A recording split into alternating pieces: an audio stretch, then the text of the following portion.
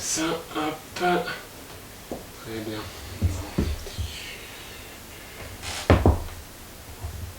C'est parfait, on commence.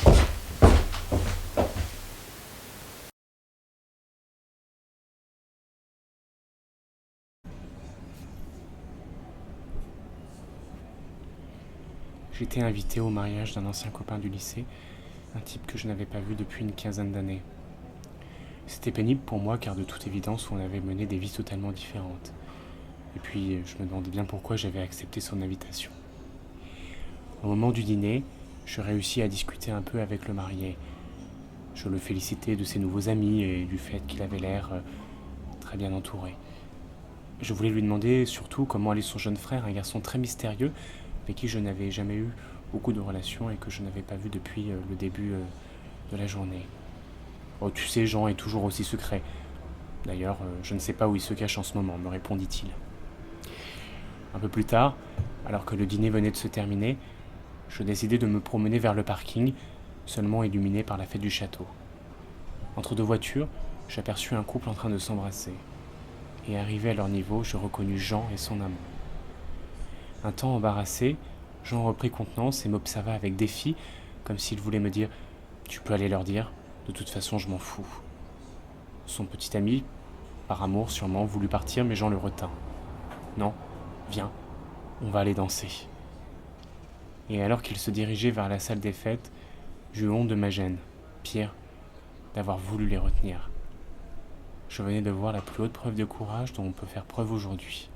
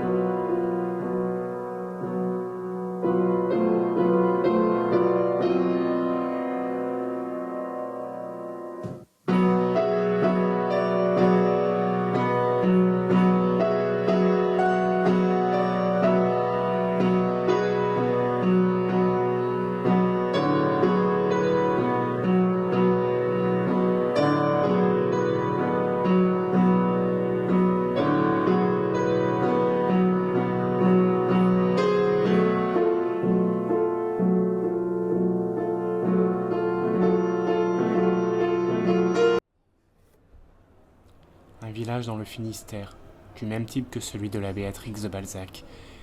Une ferme d'élevage dans laquelle vit une famille, les parents, et leurs deux enfants, un garçon François et une fille Jeanne. Demain, c'est la mise à mort du cochon.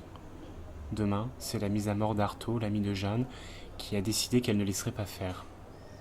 Cela fait longtemps qu'elle veut partir de chez elle, et le fait de sauver son ami lui donne une bonne occasion. À l'aube, alors que monsieur le père de Jeanne se rend compte de la fuite du cochon, du manque à gagner, et accessoirement de l'absence de sa fille, toute la famille réveillée contemple la forêt avoisinante, dernier endroit qui a vu s'enfuir les exilés. François ne le sait pas encore, mais Jeanne vient de lui montrer la voie.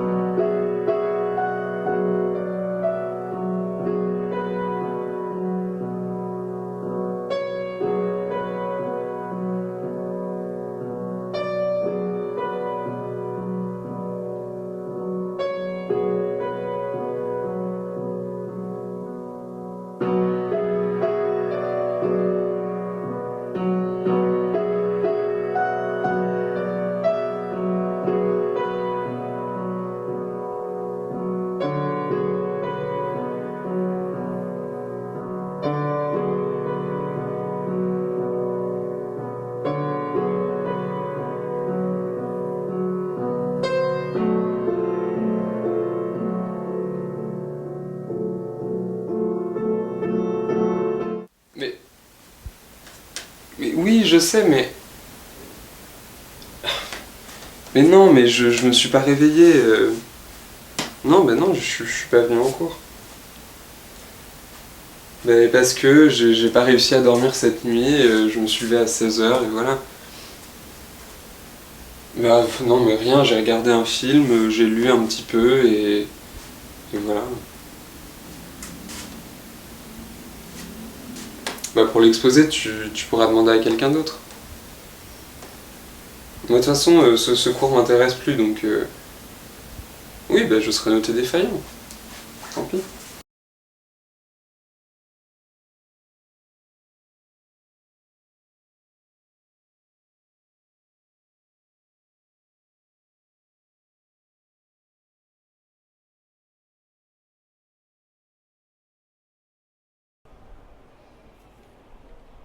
Paris, 18e arrondissement.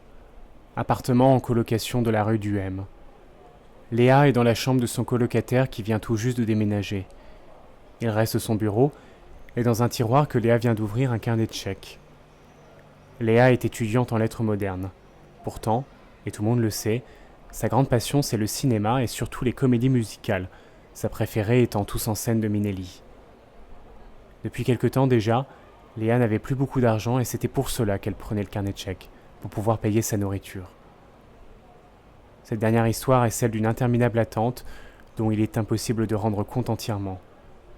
En voici néanmoins quelques bribes. Une soirée, dans une boîte de nuit, où Léa frappe un garçon qui veut la forcer à l'embrasser. Une autre soirée, où elle argumente pendant de longues heures avec un ami sur la question quel est le plus beau film de la décennie, lui penchant pour Tony Erdmann, elle célébrant gorge-cœur-ventre. Enfin, Léa qui aide son ami journaliste à faire un reportage en immersion dans une association d'extrême droite. Tout cela alors que Léa attend la police qui doit venir l'embarquer. Elle allait finir par arriver, c'était sûr. Mais il lui reste encore un peu de temps pour redoubler d'intelligence et de sentiments. Léa accepte son destin car elle préfère la mort à l'oubli.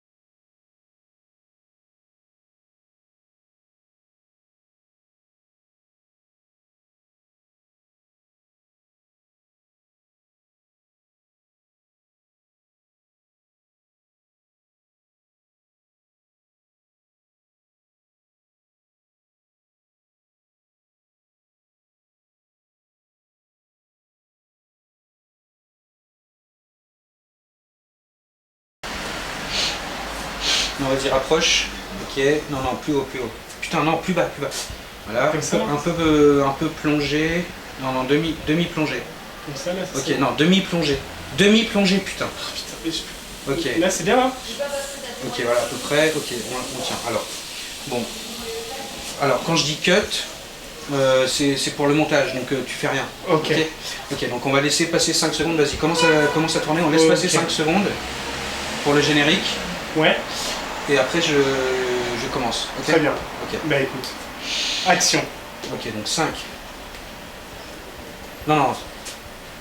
5. Attends, 5. C'est 6 secondes le générique, on avait dit. Oui, 6 secondes, oui. 6, pardon. Donc, cut. 6. Salut les loulous, c'est Ramène ta fraise, la nouvelle chaîne YouTube de tuto vegan. Aujourd'hui on se retrouve donc pour ma première vidéo avec un tuto sur un petit cut. Je recommence.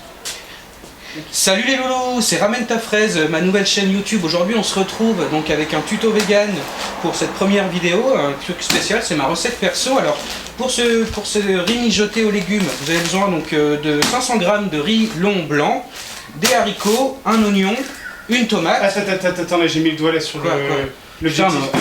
on va pas encore recommencer, t'es chiant là. Bah écoute, ça va, genre, je te propose mon aide. Non, mais t'as qu'à t'acheter un trépied là, un bon matos. Non mais c'est chiant. attends, sérieux. Enfin, en plus, putain, mais. Enfin, genre. Putain, me fait chier. Vraiment. Et attends, et en plus là, ton truc, il y a que des légumes, et il y a même pas de steak. Comment veux-tu Non, que mais les gens. putain, c'est le concept, mec. Comment veux-tu que les gens soient. Et tu sais quoi C'est le, Tu sais c'est le quoi concept. Mec, c'est vegan, c'est Tu moderne. sais quoi Mais c'est. Bah, écoute, si c'est comme ça, hein, je vais dire bon courage, Non, mais tu casse-toi, fais ton casse-toi. Salut, salut. Culé.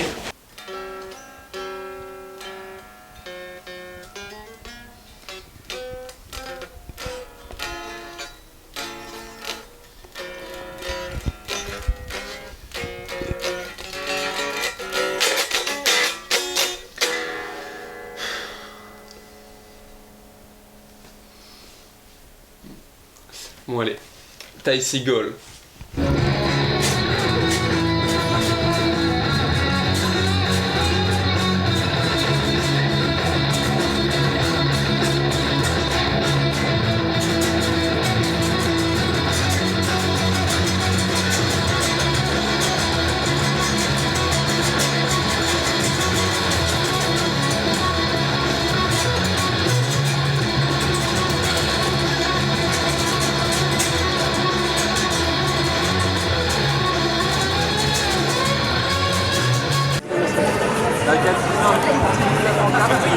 technologique